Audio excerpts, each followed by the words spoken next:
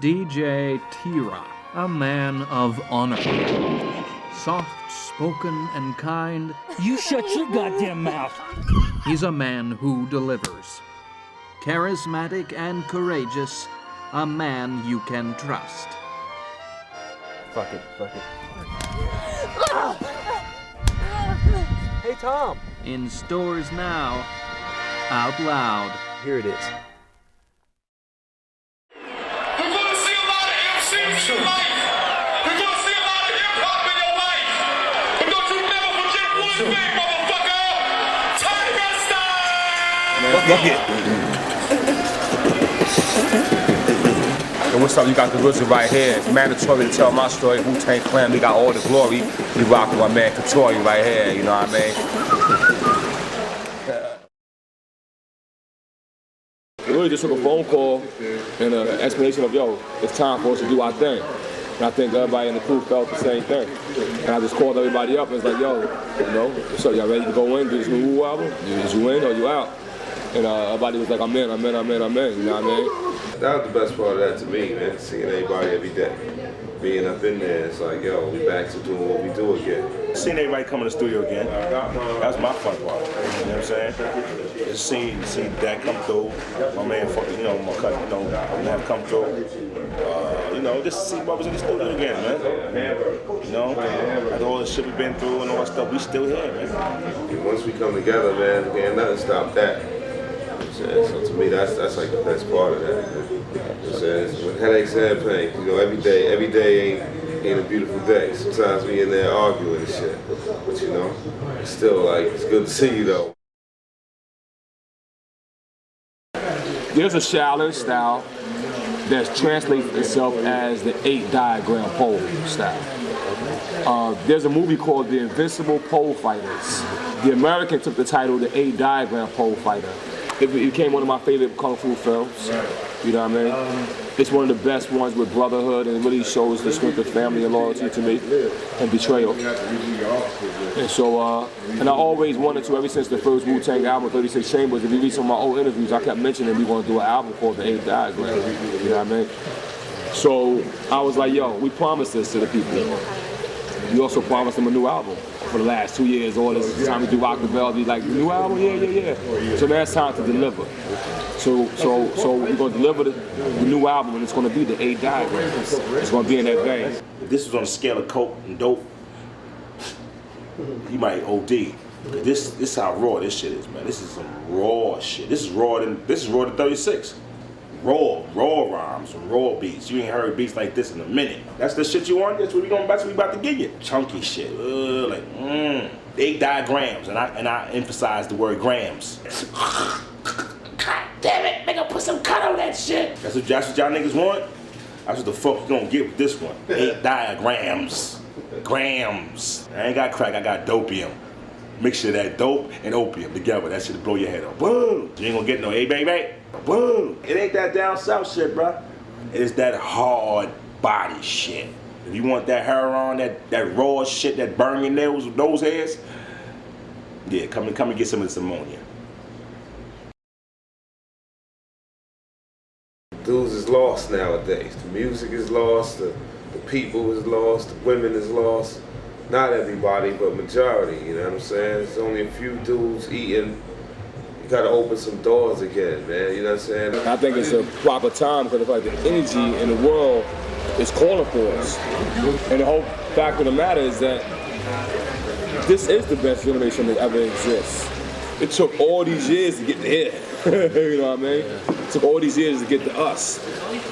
You know, all the things they did in the 60s, all the things they did in the 70s. But now it's like, if there's no leader, there's no big black leader, big Spanish leader, big white leader out there, guiding the people.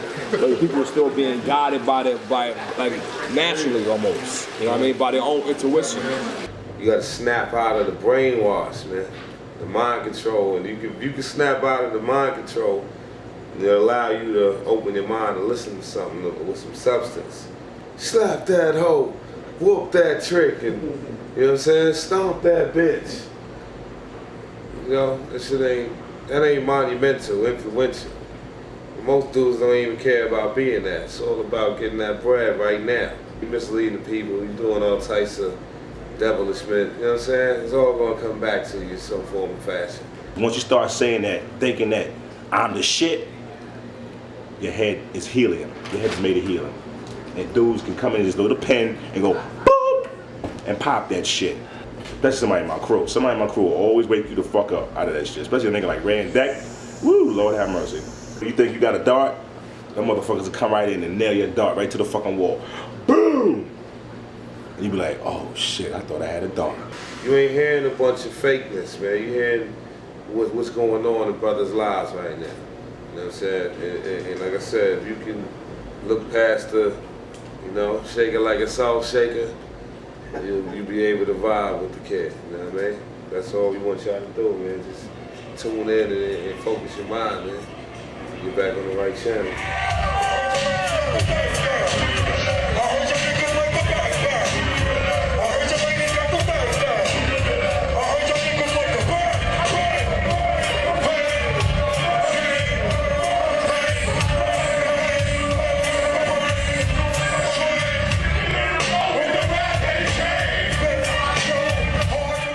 I do speak in colleges and shit. When I speak in colleges, you get a lot of people in there, they be asking stupid questions because they don't know. They be like, you know, how come, like, you know, how come a lot of rappers don't stay in the hood? You know, who the fuck want to be in the hood? They say, you watch TV, you may think that everybody want to be in the hood. You know what I mean? Because TV and the illusion, but nobody want to be where somebody piss on the floor, piss on the staircase, roaches, rats, rapists on top of you, drug dealer on this side, murder over here, somebody underneath you. Who really wants that? Nobody really wants that. They say that. When they get their money, they get the fuck out of the hood, remember? Maturity is that knowing that you gotta be responsible. You're responsible for your kids, your children, and all the grudges that you have, and all of the bullshit, egotistical bullshit that you're going through in life. Nobody doesn't matter. Gifted, blessed, be here, still be alive, living and breathing, being able to make money 13 years in the game. How many people can say that? I did this for years. Back in the days, it was all about being the best MC. Now, more or less, I'm talking, I'm building with you, man. How's everything? What's going on? How's your life? You know what I'm saying? They're doing that through wax, man, because that's how you communicate with people, make people feel like they equal to you. You know what I'm saying? And that's the real power. Respect is power. We know money is power, but respect brings a different type of power. The love, man, the respect that's out there for the clan, man, that's the shit that keep a nigga doing this, man. You know what I mean? That real respect, like how you can hold a poster for 10 years and pull it back, like, yo, I was highly upset that y'all didn't show up, man. You know what I'm saying? That's real, man. I always say, pain causes massive brain development. You know what I'm saying? It takes a lot sometimes for a brother to, you gotta go through a lot in order for your brain to jump up notches sometimes. You know what I'm saying? A lot of people don't understand that, man. You know what I'm saying? So it's like, I went through that. Fuck the ego. That's why I don't have ego, really. You know what I'm saying? I like to fuck pussy and bitches and shit, but other than that.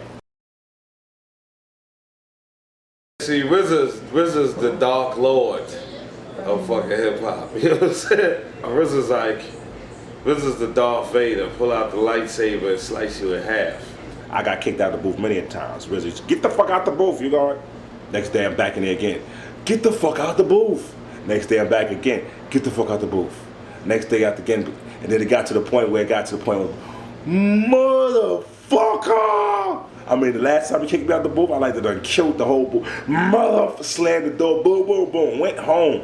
But he brung it out of me. You know what I'm saying? He brung it out of me. He made me go back and correct and made me perfect my shit. Now, it ain't nothing. He just made me a beast.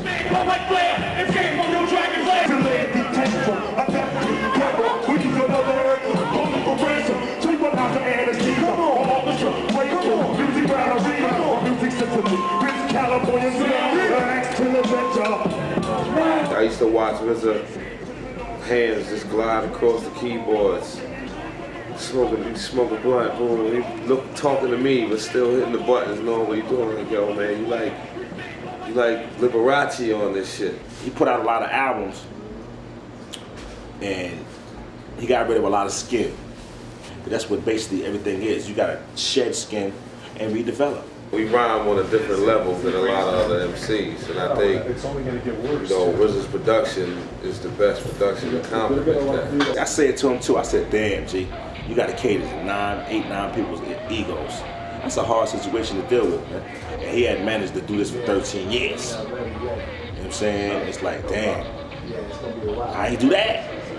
I respect musicians, I respect music. So what I did over these last 10 years, I mean, really since 1997, I picked up my first music book. That's why on Wu Forever, you start hearing more chord progression, like It's Yours and all that. That's when I first started studying music theory. You know what I mean? And now I got 10 years in of study. You know what I mean? So I understand the theory of music. I can play piano at an intermediate level.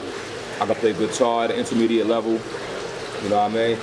And I got an ear of sound that's even more different than I had. I think we got another Wu Tang banger.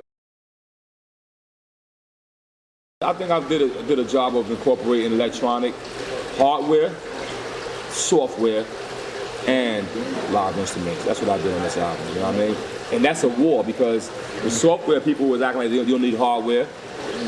Hardware act like you don't need instruments, you know what I mean? And instruments don't like all the electronic shit because they're taking away their jobs. A guitar player don't want you fucking using a fucking riff from a fucking drop and drag thing, you know what I mean? A drummer don't want you using a drum machine. As far as production-wise, you know, RZA is a scientist with what he does. So he took the aspect of the old samples that we used to sample, and he got a lot of live instruments to play those samples over. There's a great violinist from a band called Sound Guild. They do a lot of movies and commercials and stuff like that. They got a great bass player and a great violin player. I brought them in. I actually brought the whole Sound Guild in, which is great pianists, drummers. They dope. These motherfuckers can make anything. You know what I mean? They came in and replayed a few songs for me. That's a brilliant idea in 2007, you know what I'm saying? Sometimes you gotta have an ear for the future. You gotta hear, like right now it's 2007. He got shit in stash for 2012. The man's a scientist, man. He's a scientist, man. Music-wise, he surprises me every fucking time, man. Because when you think he ain't got nothing, you swear he ain't got nothing. He got something. I'm a guitar player now too, so there's a couple of songs that, you know, I play guitar on this album. Now Rogers actually helped me on this album as well. George Clinton came in and gave me a lot of ideas too. So, you know, we got some energy going on in this album, man. He's actually one that can teach me how to play guitar. First, the guy from Stone Mecca was teaching me the soul style, and I did good. But me and Shaba, we hang together fucking every time I'm home. That's my neighbor. We just go hang, get high, make songs. Me and Shaba got a whole album we almost finished. We got a whole band we putting out next year called The Chosen. Shaba was producing beat. I taught him how to be a producer. He taught me how to play guitar. That was our exchange. I taught him. I sat there and hit the buttons for him and showed him how to make beats. He sat there and showed me all kind of tricks on the guitar. You know what I mean? We shared our knowledge. Oh, Beatles one of the greatest bands in history, you know what I mean? And they made some great songs that I love, personally. One song is My Guitar Gently Weeps. I love it. I always wanted to record that song. And I happen to know a friend of mine's old music executive named Michael Austin. And I was telling him about the Guitar Gently Weeps song, how, you know, on the Wu album I want to do it, I'm going to try to go for it. He was like, well, I know, you know George Harrison wrote that song. So I didn't know who wrote it. I thought Paul McCartney wrote it, but nah. George Harrison wrote it, one of the few songs he wrote. And guess what? Danny Harrison happens to be like a family member of Michael Austin. He called Danny on the phone. Hey Danny, guess who I got here? And Michael's always said, listen, Danny's one of your biggest fans, so don't. I was like, yeah, right. Get on the phone. What up? Oh, yo, what up? Yo, we start talking. So we had a chance to eat, meet, and hang. And I just said, yo, I'm gonna do this song. I want you to play on it. And we talked about it. And 8 months later, we did it. You know what I mean? I already got John Frusciante to play lead guitar already. You know what I mean? Stone Mecca did the back band. John Frusciante on lead guitar. I'm gonna have Danny Harrison play on his father's songs. Danny came into New York, flew to New York, and played acoustic guitar with a 1961 Gretsch on My Guitar Gently Weeps. Got a verse from Ghostface Killer, got a verse from Method Man, and a verse from Raekwon the Chef. You know what I mean?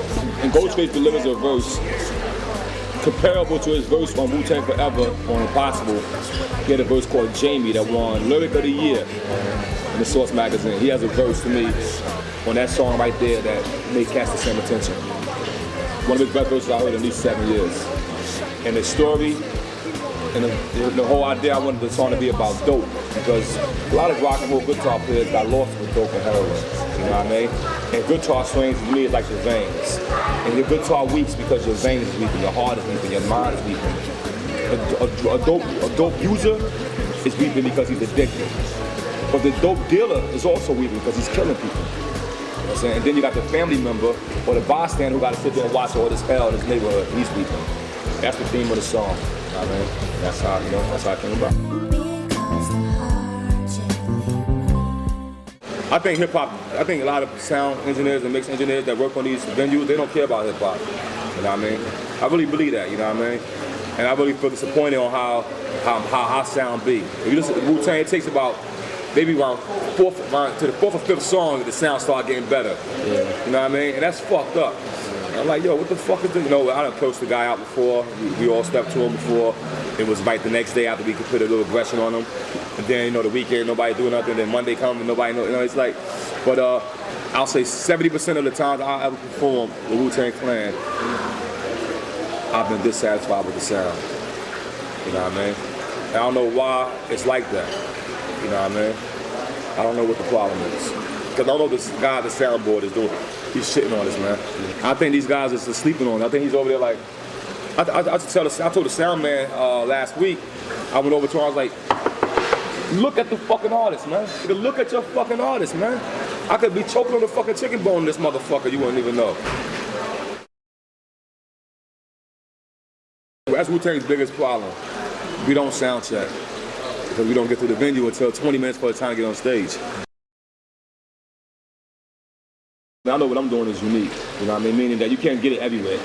And even if it's garbage, you ain't gonna get that garbage everywhere. You only get it from one man. And that's how I stand on my music, that's how I stand on my product. If you ever listen to my music, I may have a slight offbeatness to my music. And I realize that it's me. If you look at me on stage, I got my own little rhythm. Like, what the fuck are you doing? But it must be something because I do it. Only one do it is me and my son. I don't see nobody else with this move and shit, with this kind of rhythm thing, you know what I mean? My girlfriends used to always tell me that, like all my girlfriends, like, you know, I be dancing with them going out. It's like, you got your own fucking rhythm. Some girls didn't like it, and some girls liked it. And it's like, oh yeah, but he got his own thing, like, you know what I mean? So I realized that's me, yo. I mean, even how you figure like, even like you said, Forever may have been more quality than 36 Chambers, but it still never meet the quality of what Dre is doing, or the quality of what Kanye is doing. I still never had that wide EQ produced quality.